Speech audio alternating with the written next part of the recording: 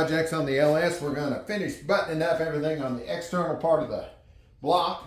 Going to put on the balancer pulley, put on the rocker arms, put some sensors back in, stuff like that. Get it ready to go back in.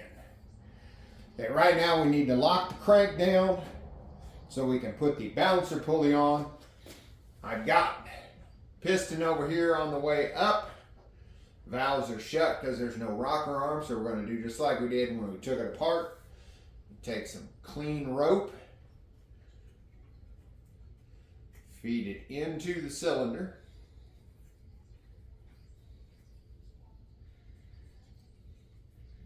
This is my special little clean rope. I keep it in a Ziploc bag just for this purpose.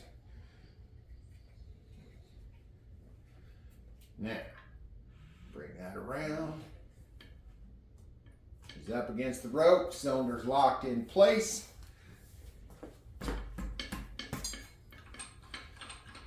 I'm just using the factory bolt there. You need thread locker. In order to put the pulley on, you need an installer tool, which they make ones you can buy. This is just one I put together. A couple of washers, a piece of all thread that threads into the crank, and a nut. You do not want to use the bolt to pull the pulley back on there because you won't have the threads completely engaged in the crank, and you could pull the threads out of the crank. And as we know from my experience on the heads, pulling threads out is bad. And I'd say it'd probably be even worse pulling it out of the crankshaft. So I'll take this tool, make sure the threads are clean, and you want to screw it all the way into the crank so it is totally engaged with the threads. Now I'm going to take some of the ARP lube, used as an anti-seize and lubricant, and put it on the snout of the crank there, just to help it slide on, so it doesn't end up galling up or anything. Put a thin layer on the inside of the pulley. And even though this is an interference fit, to hold this in place, that lube's not going to make it, it's not going to make it slip. Once it's torqued on there, it's going to be fine. So now I'm going to lube the outside here, the seal area, with some clean engine oil. And this is the balancer pulley that I took off. Just cleaned it up, gave it a paint job. Slip it on as far as it'll go by hand. Putting that, the washers on there. Go ahead and lube the bottom of the nut just to cut down on friction. Lube the threads. Screw that on. And now we'll take the socket and start drawing that pulley up on the crank.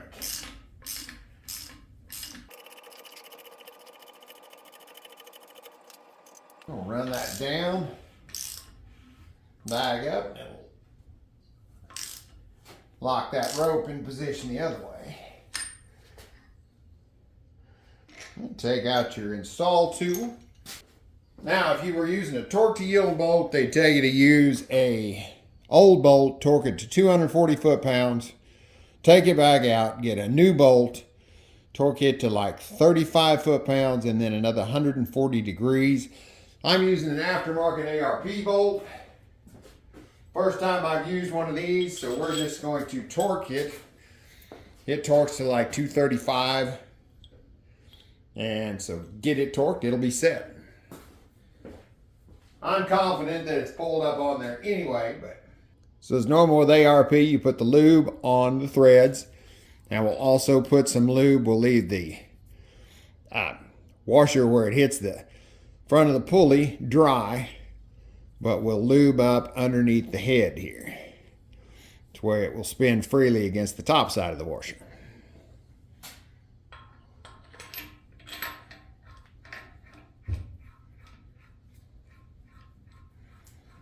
Go ahead and screw that in. Well, these ARP bolts they're 12 points. You got to have a 12-point socket. inch and a 1/16. I did not have one of those, so I had to go up to the auto parts store. They did have one in stock, so that was good. Roll that back around. He's locked against the rope. Tighten it as much as I can with this. Now your torque wrench, unless you have a real big one, that'll go up to 235 foot-pounds. What I use is an extension, and then the torque wrench goes on here. That way I can put less torque on the wrench, but get more torque, the 235 I need, out here on the socket. There's calculators online to figure that out. I use this all the time. So I figured out how much I need. So we will just torque it down till it clicks.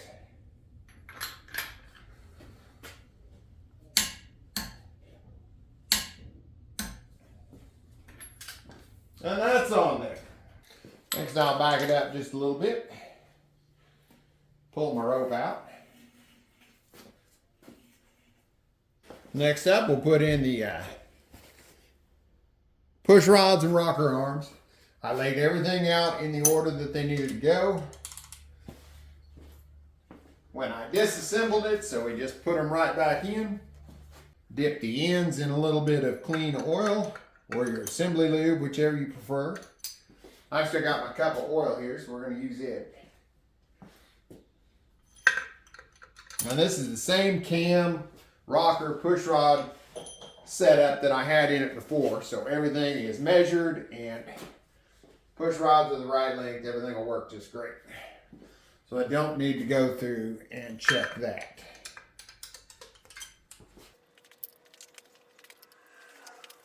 Next up is your little aluminum mounting rail. Set it in there. Now your rocker arms can go back on. Same order.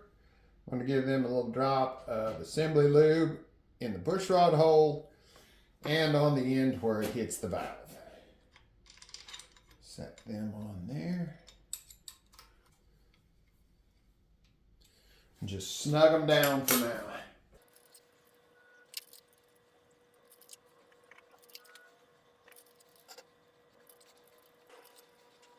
When we go through, start snugging them all down.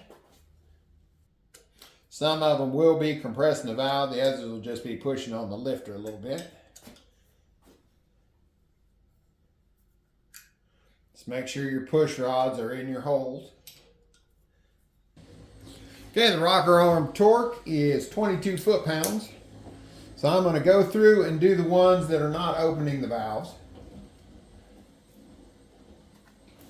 And then we'll roll the engine around a little bit and do the others. And then double check all of them.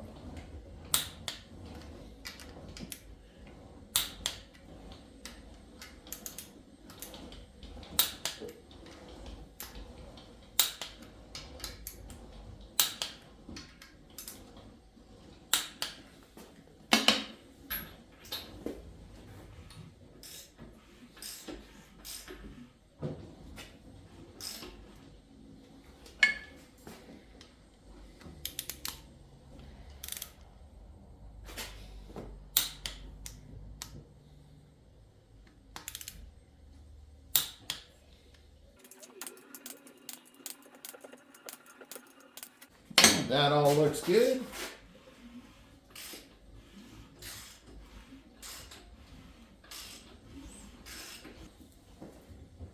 All right, now I'm just going to go do this same thing on the other side, and then we'll move on to putting some more fittings in. Okay, all the rockers are on. Everything turns nicely and moves like it should. So let's put some of the small stuff on. All right, now we got the little oil temperature sensor. Goes back there on the block. New gasket came with the kit. I'll put a little sealant on this since it's just a flat metal gasket. Put a little thread locker on the bolts. Put it right on. They had a couple of different gaskets for this in the kit. Some of them had the individual holes for the oil ports if you were using this as a cooler. But since we're not running an external cooler, Just use that gasket and screw it into place.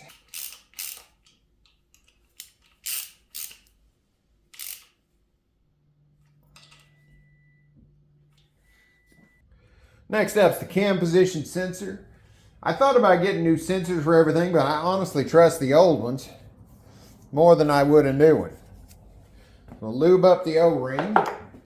And it drops down in this hole. The O-ring was still nice and pliable, and it's still a tight fit in the hole, so it's good. Bolt goes in. 18 foot-pounds on it.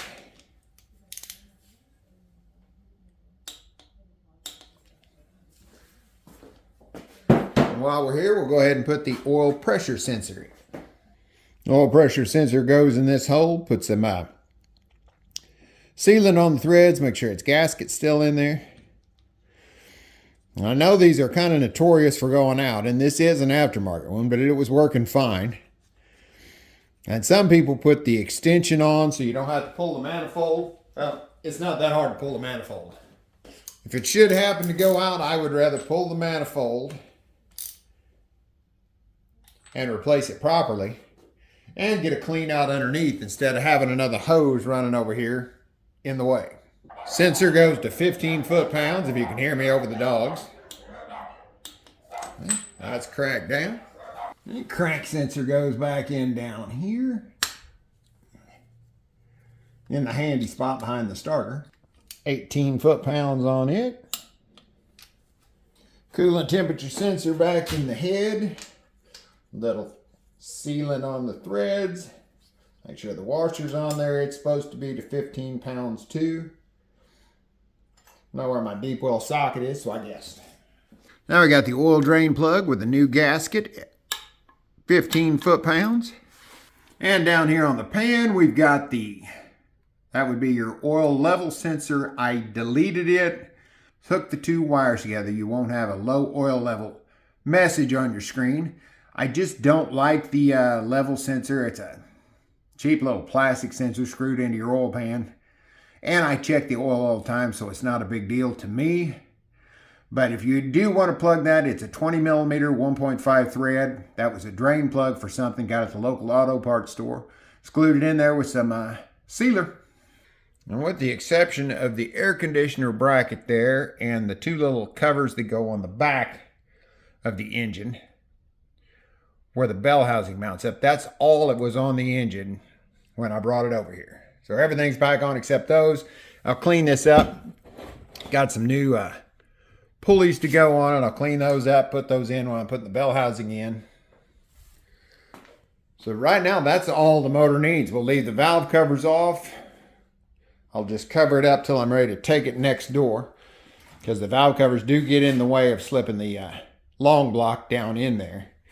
Hits the firewall, so she's good to go. Right now, I'm going to go work on some wiring, and then we should get this brought over. Probably sometime this week, take it to the other shop, and get it ready to drop in there. Thanks for watching.